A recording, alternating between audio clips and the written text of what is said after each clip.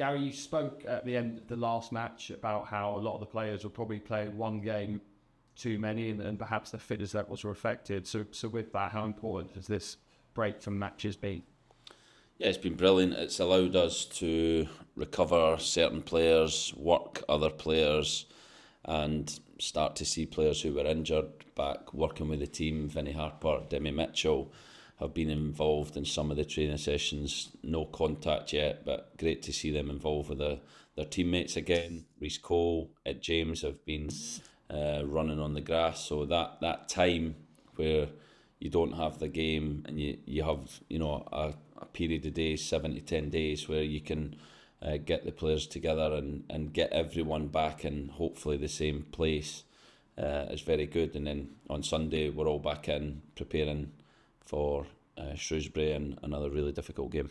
I'm sure many perhaps supporters would have perhaps preferred that we played given the form that we'd been in, but you're probably one of those people that's very much pleased that we did have that break given what you just said.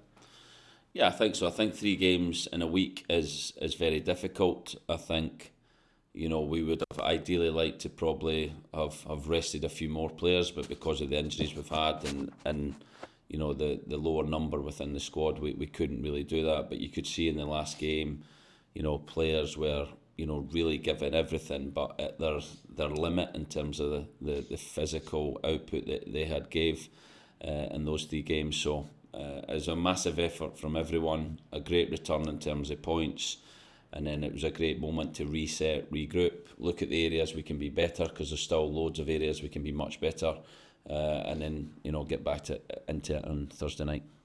Of course, Shrewsbury played at the weekend, had a good win away from home, and I know they recently got a good result away at Bolton as well. Do you expect fitness levels might come into it, given that they've played and we haven't?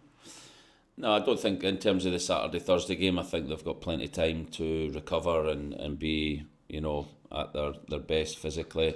I think they are in better form, so their confidence will be up. It will be a much more difficult game than it would have been probably a couple of weeks ago. So we have to be prepared for that. We know how difficult it is to go there. Last year, we got a little bit of a helping hand with the referee and the red card, which I thought we dealt with that really well and at the time, but it made it a bit easier. So we know how difficult it's going to be, but as always, we have to focus on ourselves and be prepared, and like I said, work on those areas that we can improve. And if we do that, then we're a really dangerous team. What you've analysed of Shrewsbury so far, especially their game at the weekend, where do you think their biggest threats perhaps come from?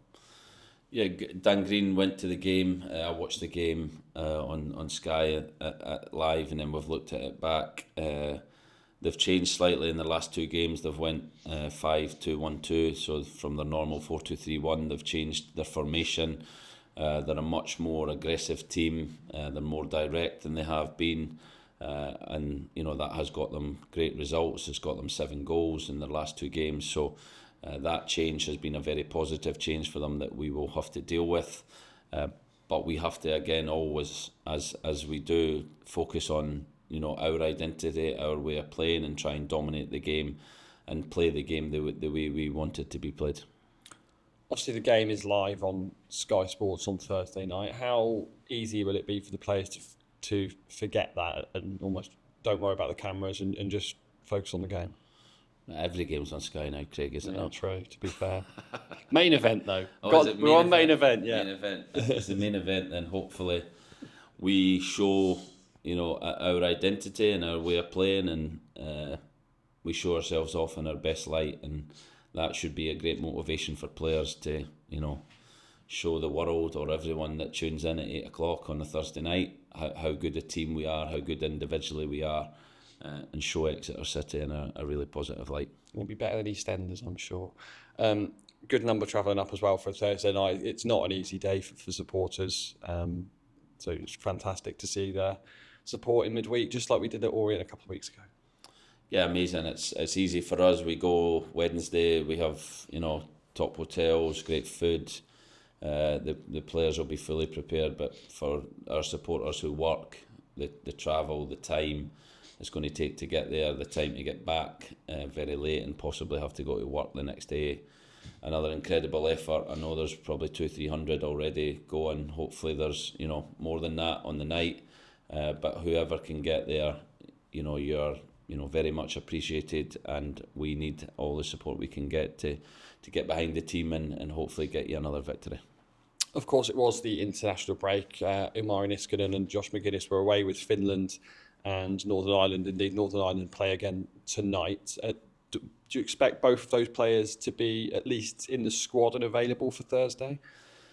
Yeah, I've not seen Emi yet, but he's back and training today. He'll train tomorrow and then travel. Josh will fly straight back to Manchester tomorrow and then come and meet us at the hotel. So he won't train with us, but we'll assess both of them, see how they are and see what part they can both play in the game. I know Josh was unused in Northern Ireland's first game. It remains to be seen if he'll feature tonight. Emi wasn't involved in the squad at all with Finland. I think there was some concern there. Is he okay? Was it just a managerial selection, just wasn't involved? Yeah, Emi's fine. Emi, has been training. He's been in constant contact with us. He always says he's looking forward to getting back, looking forward to working. Emi is Emi. He's a character that when he's not here, you really miss him because of his energy and his enthusiasm and his quality. So we will be delighted to have him back, and I'm sure he will be ready to go.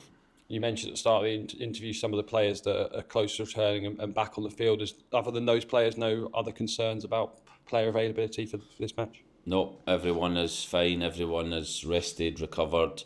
We've trained hard Sunday and Monday.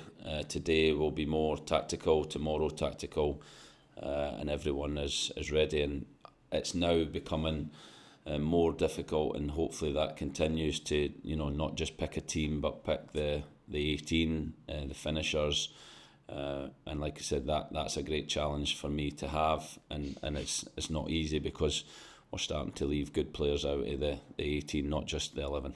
And just finally then, are you aware of the milestone that's Thursday night brings for you? No, because I got told about 5 minutes ago. But I wasn't. 100 matches in charge of Exeter City. It's been a hell of a roller coaster, hasn't it? Yeah, it has, and that's, in my experience, probably in any manager's experience of football, it is a roller coaster. There is highs, there is lows, there is, constant challenges that you have to work through and battle through, and I think the time I've spent here has been as special as I've spent at any club because of those highs and lows, the support I've had from everyone, the supporters, the club, players, staff has been incredible, and I couldn't have done those 100 games without them. Hopefully we can stay together for at least 100, hopefully even more, but many years, because I do believe this club is special. I do believe it's heading in a really positive direction, and I think we have the opportunity here to achieve something really special, and like I said, hopefully I'm here to do that. What moments stand out for you? Lots of moments for me. The Stano hat-trick against Morecambe was special. The Barnsley game under the lights was amazing. It was the first time really we connected with the big bank. The Luton game to beat a Premier League team. The occasion again under the lights, full house. This season beating Bolton after the experiences we had last year. So many big moments and games like that have been great, but just the day-to-day for me, the constant interactions, the joy that we have working, but also having fun and interacting with players, staff. I think it's a brilliant environment we've created here at Cliff Hill. So yeah, every single day there's something different will happen, whether that's good or bad. For me it's a brilliant challenge to have, and yeah, I love coming to work every day. And actually, one last thing I did forget, the FA Cup draw was made yesterday, drawn at home to Barnet. Just your reaction to that one?